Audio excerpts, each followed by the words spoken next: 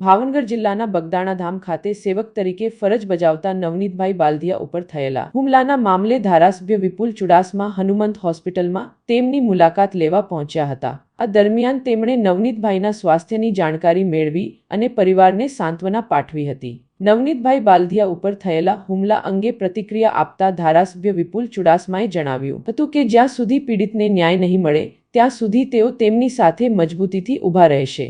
તેમણે વધુમાં જણાવ્યું કે આ બાબતે તેઓ રાજ્યના ગૃહમંત્રીને પણ મળશે અને દોષિત કોઈ પણ હોય તેને કડક સજા થવી જોઈએ તેવી રજૂઆત કરશે।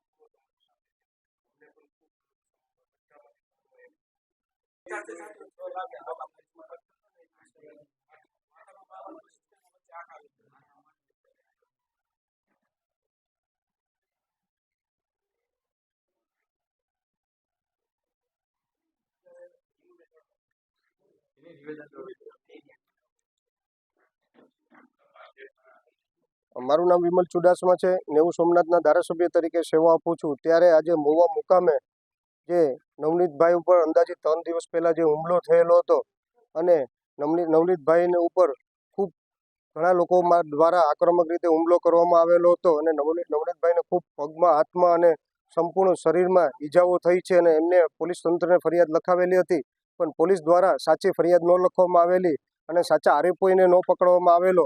એના માટે થઈ નવનીતભાઈ આજે અહીં દાખલ છે અને હું વિસ્તારના ધારાસભ્ય તરીકે નવનીતભાઈની મુલાકાત લેવા માટે આવ્યો છે અને નવનીતભાઈને ન્યાય નથી મળ્યો અને જ્યાં સુધી ન્યાય ન મળે ત્યાં સુધી હું સંપૂર્ણ એમની સાથે છે। અમે સંપૂર્ણ ધારાસભ્ય સોમવારે ગૃહપ્રધાનને મળવા જવાના છે અને જ્યાં સુધી નવનીતભાઈને ન્યાય ન મળે ત્યાં સુધી હંમેશા માટે નવનીતભાઈની સાથે રહીશ। કારણ કે હંમેશા કોઈ પણ ગુનેગાર હોય, જે પણ જ્ઞાતિનો હોય, એ અમારી જ્ઞાતિનો હોય કે કોઈ પણ જ્ઞાતિનો ગુનેગાર હોય, એનો કોઈ ધર્મ ન હોય અને ગુનેગાર હંમેશા ગુનાની પ્રવૃત્તિ સાથે જ જોડાયેલા હોય છે। એટલે ગુનેગારનું કોઈ ધર્મ ન હોય ને કોઈ જ્ઞાતિ નહીં હોતી હોય છે। એટલે ગુનેગાર હોય છે અને જે પણ જ્ઞાતિનો ગુનેગાર હોય હંમેશા ગુનેગાર ગુનો કરતો હોય ત્યારે જેની ઉપર અન્યાય થતો હોય હંમેશા મેં જેને ન્યાય માટે થઈને જેની ઉપર અન્યાય થતો હોય એને ન્યાય મળે એની સાથે હું હંમેશા માટે રહ્યો છે અને રહેવાનું છું।